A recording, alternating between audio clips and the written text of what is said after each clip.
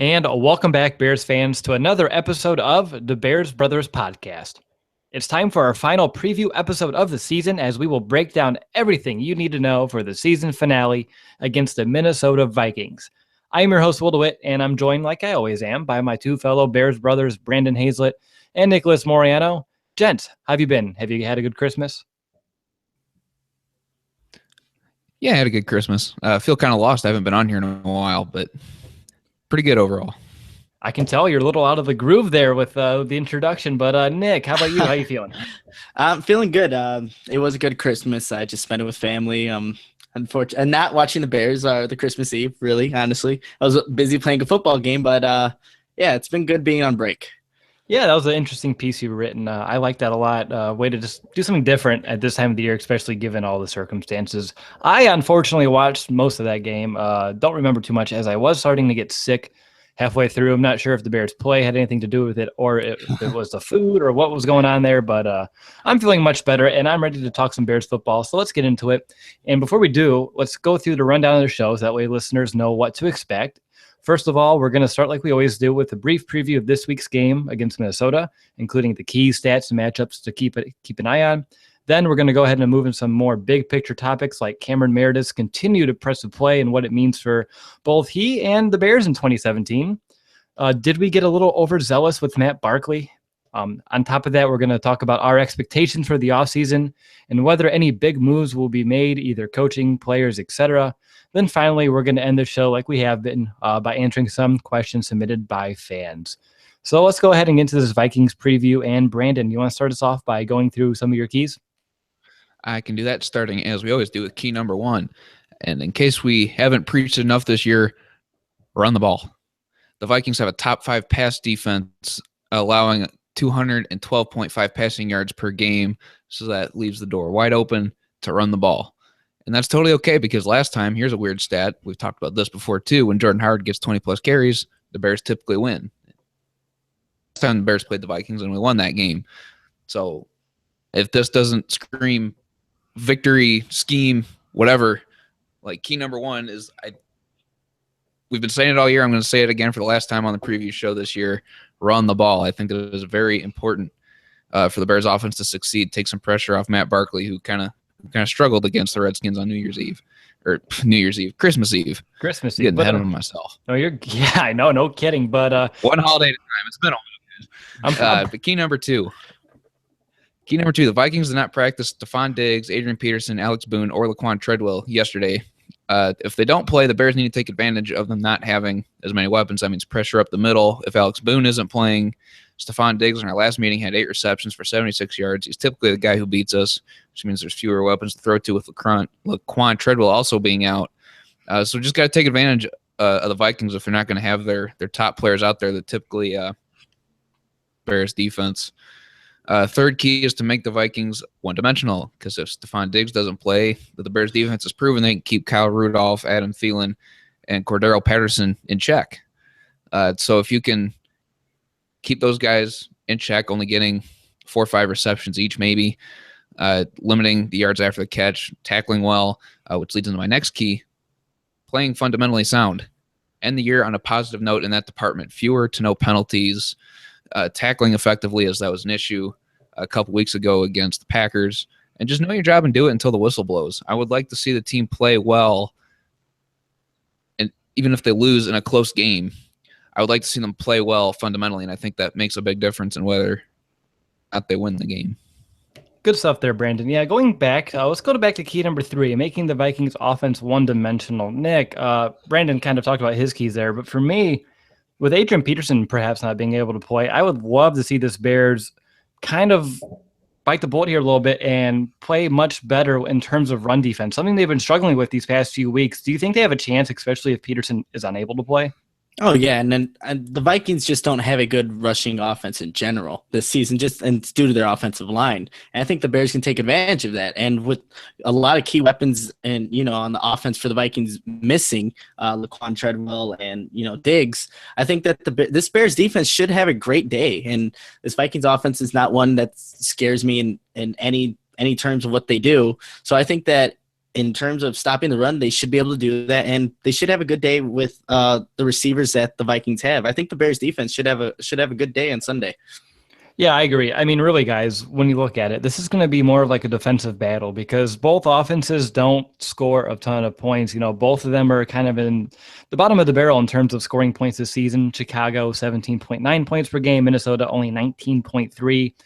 I mean, the last meeting was 20-10, so I do expect roughly, the same amount, 30 points scored throughout this contest. But looking at some of the battles, I really think the keys here are going to be the battles up front on really both sides of the ball because the Bears, they need to keep the pocket clean for Barkley because, as we've seen, he's an interception machine with pressure in his face.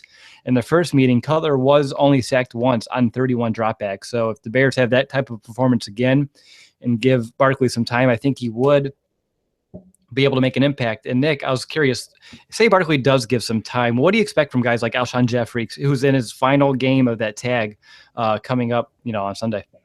Well, I think that both Alshon Jeffrey and Cameron Meredith are going to have big days, and Cameron Meredith has been playing really well the last two games, and maybe that's due because Alshon Jeffrey's, taking the best cover guy, or more coverages are going towards his way. But Alshon Jeffrey, in possibly his last game as a Chicago Bear, I would expect him to, go out there, give it all he can, and show this organization maybe he deserves one more year, maybe another franchise tag. But I expect Cameron Meredith and Alshon Jeffrey to have big days. Nice. Yeah. And on the flip side, the Bears, they just got to get after, Sam Bradford because they had 5 sacks against him in the first meeting, which resulted in one of his 10 fumbles on the season. And if you do that, we've seen the Vikings just don't have, like Nick said, the rushing attacks to combat that. So if you're getting pressure on Bradford, then everything just gets so much easier for the Bears defense. Nick, do you have any expectations for that unit this week? Defense, I think that they should dominate. I think this should be a game where maybe they can get some momentum into next season, even though it's tough for, it's such a long gap, but they should be able to dominate this team, the Vikings offense. And I expect all levels from the front seven to not missing tackles in the secondary to, stay in front of their guys. But yeah, the defense should have a really good game. All right, so let's get into our bold predictions and game picks. And Brandon, we're going to go to you first. What's your bold prediction for the final game of the season? My final bold prediction is that the Bears will sweep an NFC North opponent. Oh, nice. First time since 2012, if that happens, by the way. Nick, how about you? Bold prediction, Alshon Jeffrey's last game, he has his best game of the season. Don't have stats, but statistically, he will have his best game of the season for his last game. I like that. I think even if he doesn't have the most statistical great game, if there's some ways he can prove that he's still excelling and he can have a good game, even if the numbers aren't as padded as we would like to see. But my bold prediction, guys, Jordan Howard is going to break Matt Forte's Bears rookie rushing record in the first quarter. He's only 61 yards away. He busts one, it's done. It happened. So that's going to be my bold prediction. It's going to happen, and I think it's going to happen in the first quarter. All right, so let's head over to our game picks. Looking at the standings real quick. Brandon and I are tied at 5-10 because Brandon wasn't here last week. So I actually let him pick the Bears, but unfortunately, the Bears didn't win. So I'm sorry, Brandon, but we tried there. And Nick, you're leading here this year at 8-7. So lead dog, you're going to go first this time to end it off. What do you got? The Bears, they have this. They always win a game, lose 3, win a game, lose 3. They've lost 3, so the Bears are going to win their final game of the season. Even though we'll get to it later, but they're going to win, even though I don't want to. All right, Brandon, how about you? I was kind of hoping you'd go first, and I just picked the opposite of you to make it interesting in the standings anyway. But I'm going to pick the Bears. Like you said, neither team scores a whole lot, so I have a very low scoring battle, 14-10. I like it. Yeah, Nick, you brought up the trend. I've brought up that trend here a few times this season because it's strange because it's a bad trend. We don't want that trend, but I think the trend might be broken. So I have the Bears losing 20-17. The reason I picked this, Nick, kind of like you said, I don't know if I really want them to win, which is quite the conundrum. We're going to get into that in just a second. But if the Bears do lose, we need to note that this will be the first time ever that the Chicago Bears go 8-0 on the road ever in franchise history, which would be history, but not the history we want to be creating here in Chicago. So let's head into this question that I have. Do we even want the Bears to win? Because I know it's a weird question, especially coming out of my mouth. I'm the guy. Each and every week you want to go after and win. I mean, you play to win the game. I mean, everyone's heard it. But at this point, a win's not going to really create much momentum heading into the offseason. I mean, heck, if you remember, guys, beating Minnesota earlier this season that we thought was going to propel this Bears team forward, really didn't do that. So really winning doesn't do much besides moving you down the draft order. So for me, I think the best case scenario is a very close, a very hard-fought game, one that we can be proud of at the end, because I don't want to watch this Bears team roll over, and I still want to see them play with the fight and the tenacity that we've had all season long. But if the Bears just fall short, they still win, as they should be able to hold on to that third overall pick in the draft, which is huge if you ask me. But Nick, how about you? Do you think the Bears should win? I mean, how does this play out? No, I don't think they should win. And the big thing, if they lose, they'll get the third pick in the NFL draft. If they win, they're going to fall somewhere between 3 and 5. And the Browns, 49ers are first and second. Then you got the Bears, Jaguars, and Rams who are all going to be fighting for that third-round pick. And depending on how it goes at the end of the season, it's going to be huge. And I just don't think that this win is going to translate to momentum going to next season. I know Akeem Hicks has said that earlier this week, saying, yeah, if we win, it'll translate to momentum later, next season. Is it really going to do that? I don't see that happening. And yeah, we've seen a whole bunch of Bears losses this season. What's another one? And eventually maybe this third round pick would be a one that helps franchise get back to being a prominent one. So I don't think that the Bears should win. They should play competitive, and I believe they will. They usually do, but they definitely shouldn't win in my opinion. Yeah. I mean, it's really tough here. Again, Brandon, this is probably the point where you come on and tell us that we're dumb and that we need to root for the Bears to win this game, right? Well, you said it, not me. If they shouldn't win getting the 5th draft spot, like that doesn't speak a whole lot to me. A top 5 pick, still a top 5 pick, regardless if you're number 3 or number 5. So that's just kind of where I see it. I would like them to win. I'm a free agent. I want to go to a 4-win team over a 3-win team, in my opinion. If that's not even looking at the draft, just free agent attractiveness. I mean, there's a lot going on in the locker room that makes for free agents. Because Ryan Pace and John Fox, I think they've got good things in store, good things building. But you got to win the extra game, bring in that maybe free agent if you lose this game, and maybe that's what draws them away. So the draft position doesn't make a whole big difference to me as long as you're in the top 5 at this point. Okay, and again, disclaimer, obviously, if the Bears win, I'm not going to be sad. I'm not going to be one of those fans that, say, oh, we lost because we moved back in the draft. I'm just saying, if I had to choose between the two, if someone's like, hey, you get the 3rd overall pick and 3 wins, or the 5th overall pick and 4, I'd just take the extra loss and move up a couple spots. But again, if the Bears win, I will be cheering on that entire game, and we'll be talking about a victorious episode of the next episode of the postgame show. But hey guys, let's switch our focus into some more big picture topics now, and let's start with Cameron Meredith. He's the 2nd-year player out of Illinois State, is making a serious case to really have a big role next season. Scratch that. I actually predicted he will be Chicago's number 2 receiver next season over Kevin White on Twitter on Saturday during that Bears game, because over the past 2 weeks he has really done well. Like Nick, you kind of mentioned it earlier, but he has 19 catches, 239 yards and a touchdown. He has 4 games this season that he's gone over the century mark, and he's averaging 13.3 yards per reception on his 62 catches this year. I think the sky's the limit for this kid. I think he's earned a real, going into next camp, he's the clear-cut number 2, at least in my mind. Nick, do you have any differing thoughts here? No, I think he deserves to be the number 2 at this point. We just don't know what Kevin White is going to do, and I think he's had that success in these last 2 games due to the fact that Alshon Jeffrey is back. And imagine if you have those 2 on the field at the same time, I'm more than confident that they can both be productive. And he is, I believe he's a number 2 guy. He's definitely not a number 1. So I think it's very important Alshon Jeffrey comes back. But Cameron Meredith, he's been a bright spot on the Bears offense, and he's always been there. The only thing, beginning of the season, he had a couple of, he had some fumbling issues, but we haven't seen that as of late. And he's, taking advantage of his opportunities. So I like what he's doing, and especially with Kevin White, we just don't know what he's going to be able to do next season, if he plays or whatnot, if he's going to be healthy. He's a bright spot on this team, for sure. Brandon, what do you think? exactly what Nick said. The opportunity is given to him, and he's taken full advantage of it. Having Alshon by his opposite of him on the field is a lot, because when Alshon's not there and he's the biggest target, that's who teams are going to key on. And when they brought Meredith up last year after our receiving core went down again, I liked him a lot because of his size. He wasn't necessarily a born receiver because he played quarterback at Illinois State.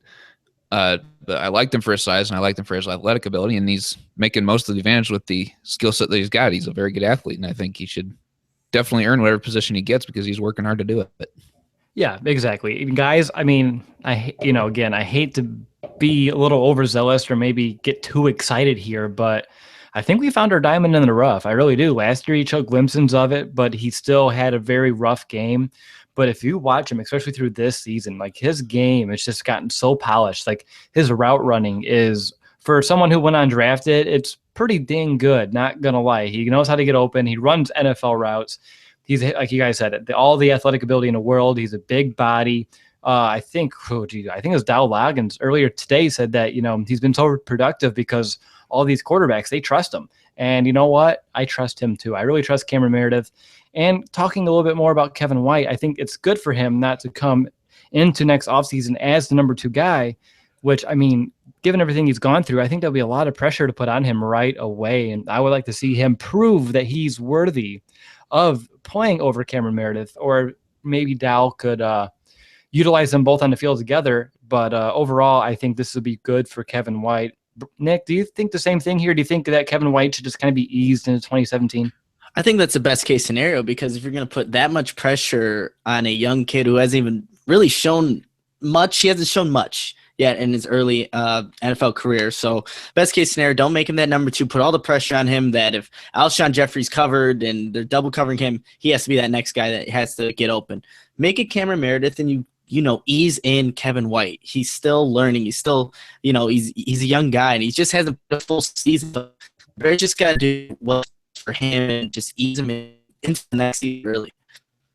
Yep, exactly. All right, guys, let's move on to the next topic here, which is going to be Matt Barkley. Were we wrong about him? I know nobody here on this show anointed him the starter for next season, but we all were pretty pleased from what we saw from him, especially early on. But guys, I'm starting to have some second thoughts here, because that's largely due to his 8 interceptions over the past 2 weeks, which is weird that he went, 2 games before that without a pick. Alshon Jeffrey comes back, and now he's thrown 8. His passer rating has dipped each of the last 4 games. It's gone from 97, 92, down to 81, down to 62. So my question is, guys, have you seen enough from Matt Barkley to know what he is at this point? Brandon? I think we've seen both ends of the spectrum of him. I don't know if we found a consistent middle ground yet.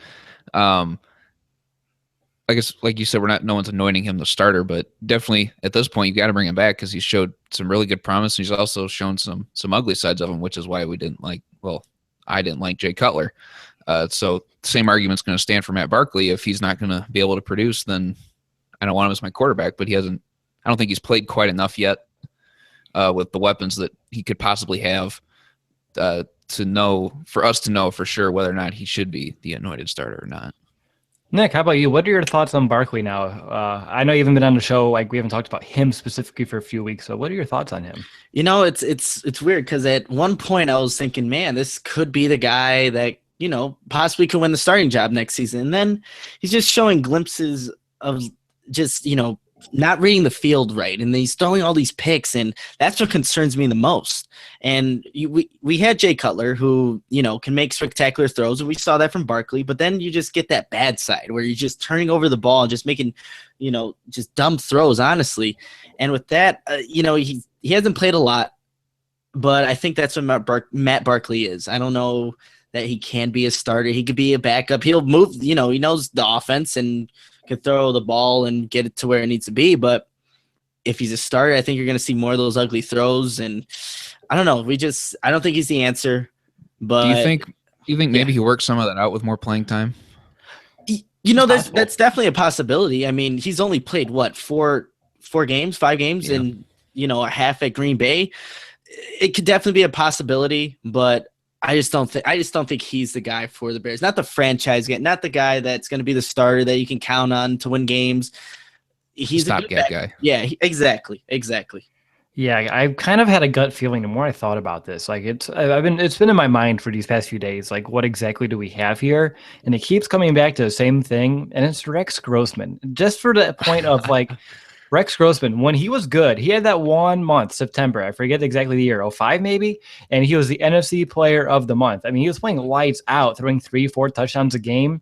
And then teams got tape on him and figured out, hey, if we put some pressure in his face, he's going to throw off his back foot and make a poor read and throw some interceptions. And I think that's what we're seeing here with Matt Barkley, because over these past 2 weeks, the Packers and Redskins brought the pressure and has it in his face, and now he's making all these poor throws, all these poor judgments. I really think I just see the similarities here, and my gut's telling me this is what we got.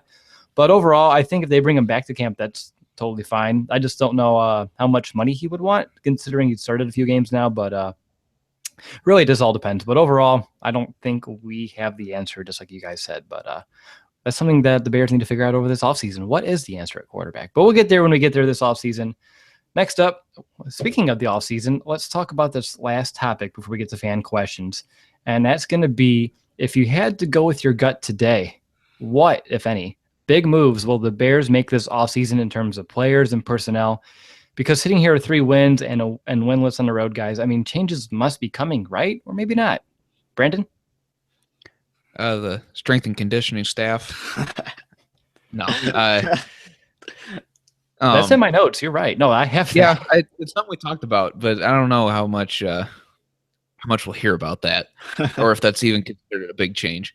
But the biggest one that I think we've all kind of touched on this throughout the year is whether or not Dowell Loggins is going to be here. I think that's going to be the biggest news, at least for us, that we hear. I don't think he stays, in my opinion. I think he's too pass happy for a stellar running back that we have, and a young Jordan Howard and Jeremy Langford and Kadeem Carey, 3 very talented guys, and he doesn't use them to their full potential, I don't think. So I'm interested to see what happens with that position. Another one through the turnstiles here in Chicago. Yeah, John Fox did say earlier today that he expects his coaching staff to be the same. And again, we kind of made this outline for the show a little bit before that happened. But again, sometimes, words over, action. So again, we're going to see how that plays out. But it's funny you brought up the strength and conditioning, and that we're probably not going to hear about it, because legitimately in my notes, you probably won't hear about it in the news cycle, but my gut tells me that the Bears make major changes with their training staff / regiment. Because really, guys, finishing in the top of the league in terms of players on IR, no bueno. We've hit on this before all season long, that this department needs an overhaul, and I'm sure that the Bears have been diligently researching this issue, and there are going to be some changes made throughout this offseason. I have a couple more things I expect, but Nick, before I get to those, I want to hear from you. What do you expect to happen this offseason in terms of big changes? I don't know if I expect it to happen, but I wouldn't be surprised if, like you said, Brandon, Dowell Loggins is gone. Right now, the Bears, in terms of rushing, they're 8th in yards per carry. In terms of rushing yards a game, they're 19th. Last season under Adam Gase, and even though the Bears didn't have quite as good of a running back, Jeremy Langford starting, not Jordan Howard because he wasn't there yet, the Bears were 19th in yards per carry, which is, worse, but they finished 11th in rush yards per game, and they won 6 games. Wait. You are forgetting about Matt Forte? And Matt Forte, yeah, I'm forgetting about Matt Forte. I'm sorry. It seems so long ago now that we've had him. But it does. Go ahead. But it just, even despite that the Bears were losing games, they still won 6 games, and they stuck to the run game. And you hit on it, Brandon. They stuck to the run game, and the Bears, they need to do that now.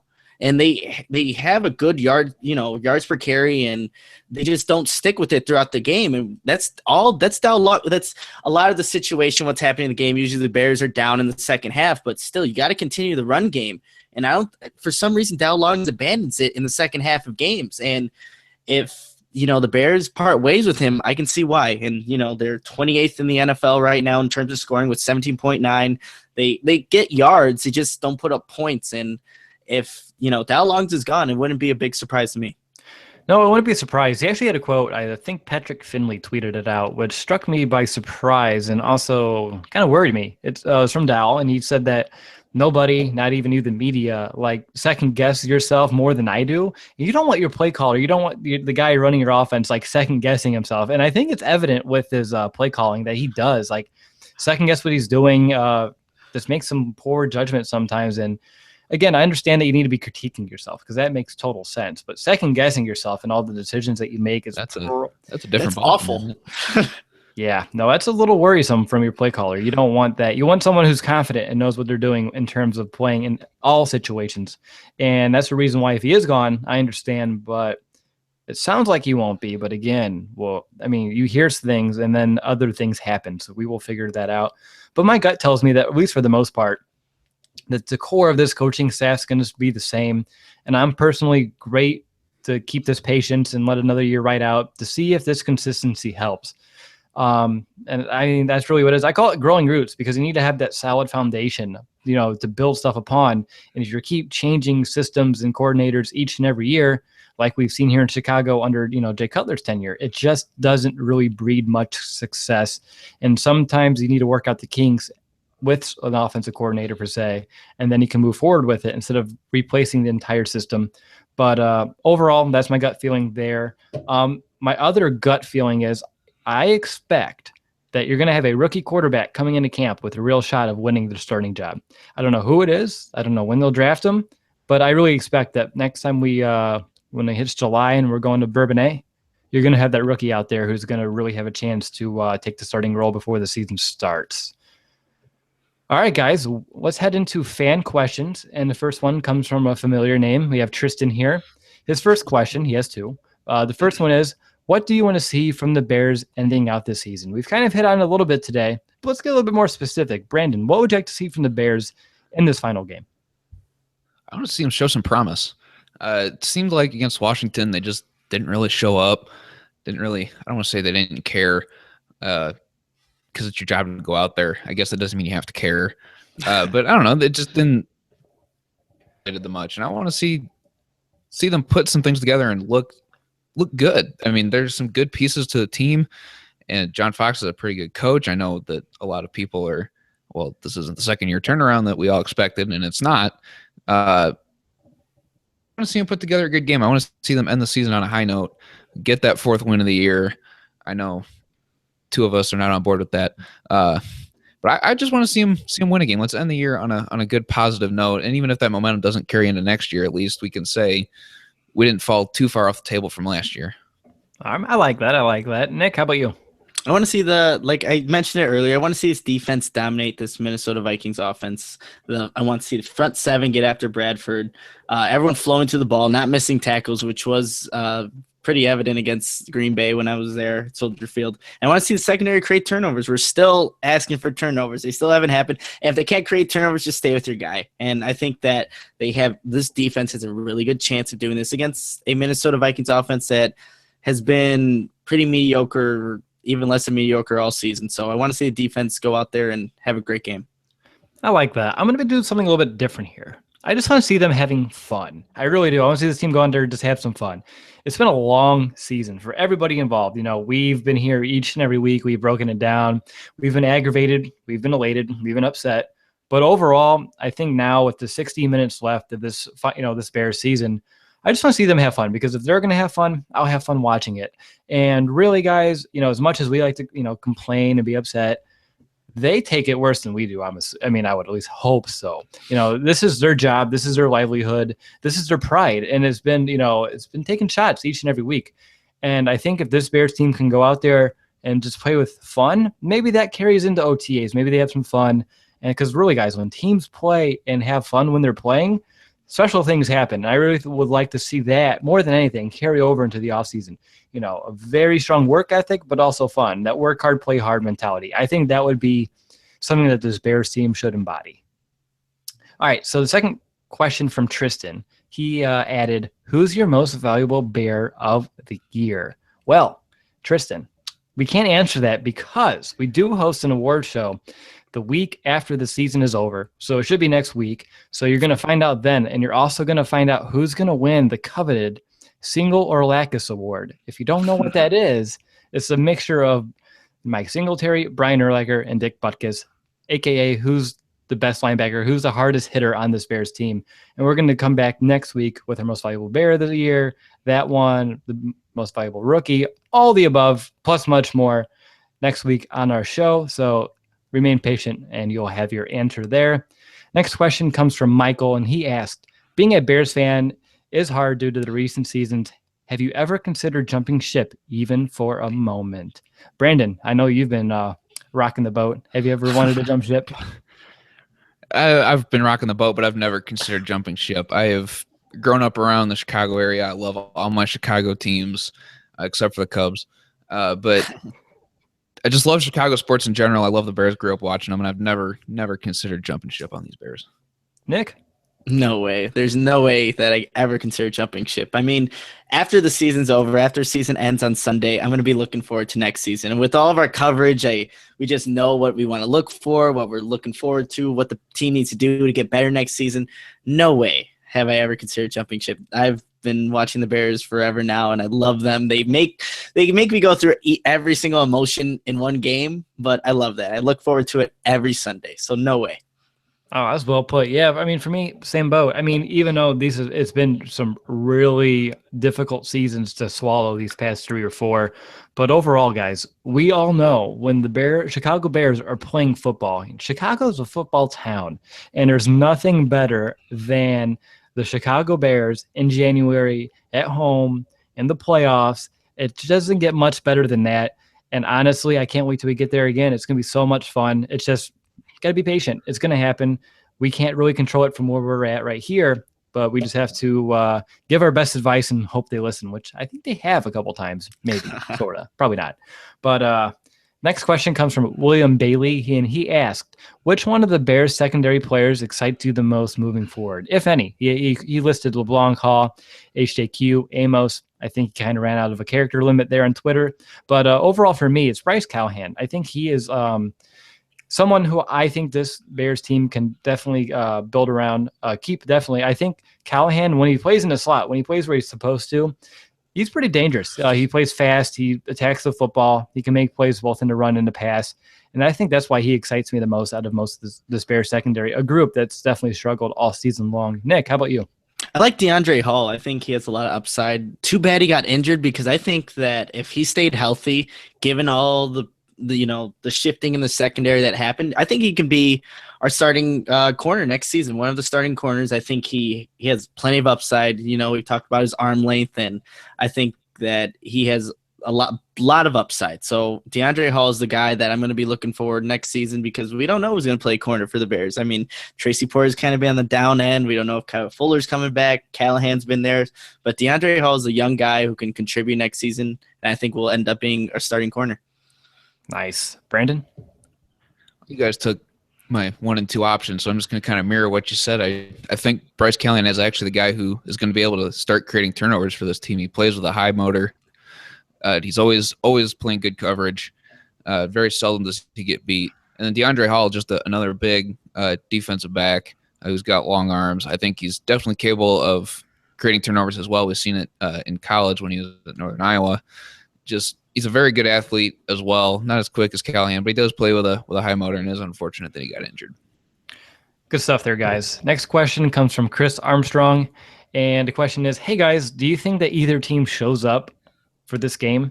Me, personally, yeah, I think they do. I think the Vikings want to lay a smackdown on the Bears for, whooping them on Monday Night Football on Halloween night, which kind of derailed their season, because ever since that point, they kind of just went the wrong way. So I think they have something to prove, but I'm sure both teams should at least show up. I mean, at least they'll be in the stadium, but Nick, how about you? Yeah, I believe that both teams show up to the stadium for sure. But I think the Bears will show up, and I think they will end up winning, even though I don't want them to. But I think they show up and show that they will get the sweep over the Vikings this season. B, anything to add here? I third the motion that they will show up to the stadium. I do think both teams will be there to play. I think we left a sour note in Minnesota's mouth on that Monday night game, and I think the Bears would like to sweep an NFC North opponent for the first time since 2012. Yes, exactly. All right, next question comes from Johnny LaShore, and he asked, do the Bears have a good shot at drafting Alabama's defensive tackle Jonathan Allen? Nick, how about you? Do you think they have a shot? If they're in the top 3, I think they do. Yeah, if they're top three, that's definitely for sure that they have a good chance of getting Jonathan Allen, or I would like Myles Garrett if that's an option. But, 49ers might be looking for a quarterback. Maybe they take one early. The Bears are going to be left with one of those defensive guys to go get. So they definitely have a shot. They just can't win. No, I'm just kidding. Brandon, how about you? Oh, sure they have a shot. You never know how draft day plays out until we get there. So yeah, they've got a shot. Yeah, lots going to change via pro days, the combine, all the above. We really don't know exactly how that top five is going to shake out. He may not be the guy that we want after a while anyway. You never know. But I mean,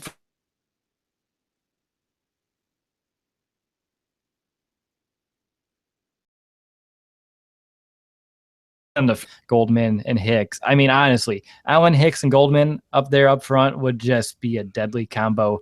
And I think you can just utilize them in so many different positions and scenarios. And I'm kind of salivating thinking about that, but I'm going to restrain.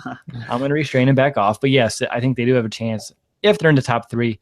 If they end up with the top five, I say an outside chance, depending on how the draft board kind of falls on draft day. Last question comes from our buddy Ken from Windy City Gridiron, and he asks, keeping in mind all the question marks, would you rather be where the Bears are this offseason or where Minnesota is? Good question from Ken. Nick, what do you got? I'm going to take the Vikings only because they have a top five defense. That's already settled. They have each position is good on the defense. They have a great secondary, and we don't know, counting in the question marks, about Teddy Bridgewater. If he does come back healthy, that's a quarterback that was going to be their starting guy who they were expecting to go pretty far with this season. And Laquan Treadwell, young rookie wide receiver, didn't get much playing time. The biggest issue for the Vikings this season was their O-line. If they can fix that up, they should be back. And with their starting quarterback, Bridgewater, if he does, become healthy, they should be a good team. And I think that they just have less question marks right now than the Bears do in this offseason. Because the Bears, I mean, there's secondary issues. We still don't know who's going to play quarterback. We don't know who's going to be healthy in the middle for that defense. If Eddie Goldman, they might have to find someone to replace him.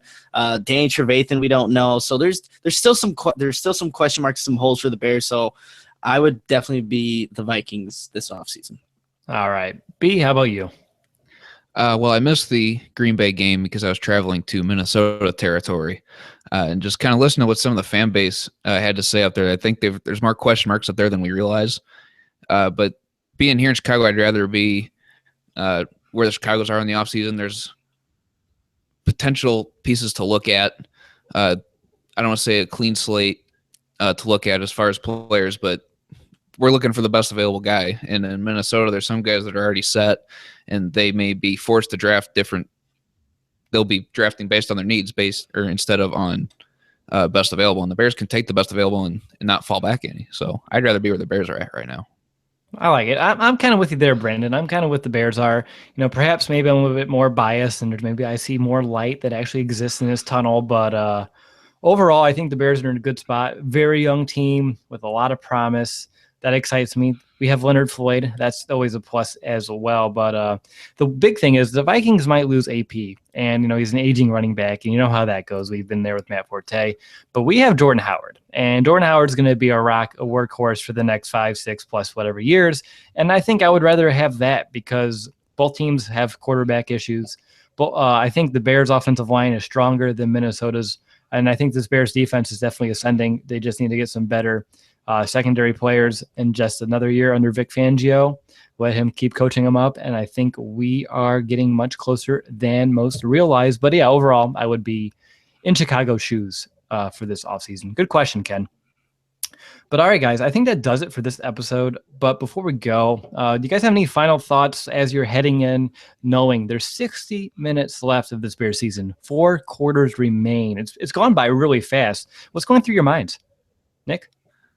It's crazy how fast it did go. And obviously this was not the season that we all hoped for, but I will watch every minute of it and, just take it all in because I know as soon as the game's over, I'm going to be like, man, all right, when does training camp start? When's the draft? Exactly. Let's get it started already. But yeah, I'm going to watch each and every minute and just enjoy it. Just enjoy the game. It's the last time we're going to see Bears football for a while. So yeah, just have to enjoy it. I like it. B, how about you? What's going through your mind? It's been an up and down ride this season, but I've had a lot of fun this season talking Bears football with you guys, and so I'm just really looking forward to see what the offseason brings. Bring more to talk about. I'm really excited to see what they do in the offseason. Frankly, football is the offseason. It's just building a team and putting it together. So I'm interested to see how the Bears finish this game out and what that means for the offseason. I like that. Yeah, I'm in the same boat. I mean, geez, 4 quarters. I mean, that's not a lot of football left, and it makes me sad. Like a little part of me dies each and every time the Bears season ends because it's a long wait. I mean, it goes by quick because of all the all-season stuff, but overall, it's a really long wait until you can see these guys back on Soldier Field, back in action. But overall, I think I'm excited. I'm excited to see what the future holds. I think we saw glimpses of it this season. Obviously, the future is still ahead of us, and we're not there yet. But overall, I think that this Bears team, they've given us some reason for promise. And, yeah, they've given us some reason to kind of bang our heads on the table as well. But overall, I'm excited about the promise. And maybe let's remind ourselves this upcoming offseason of what kind of season we had and the promise that we did see, and then kind of keep realistic expectations for next season, because coming into this one, maybe we got a little bit too excited. But again, who knows? By the time May rolls around, June rolls around, we're going to be talking about a 10-11 win again, football team again, because that's usually how it goes. But yeah, that's what's on my mind. I'm just sad. So Bears fans, if you want one piece of advice to what to do on Sunday, cherish each and every second, cherish each and every down, because even though it's been a disappointing season, it's still our team. We still love them, and we are going to miss them when they're not in the field. But the offseason's exciting too. It's a whole new animal, and I'm excited to break that down each and every step along the way. But that's pretty much it for this podcast, guys. We're going to talk to you right after the season finale on Sunday. We're going to go ahead and break down all of the action for our final post-game show of the season. I can't believe that's going to be 32 post-game shows already. Time is just flying by for us, guys. But until then, you know what to do. Bear down, Chicago.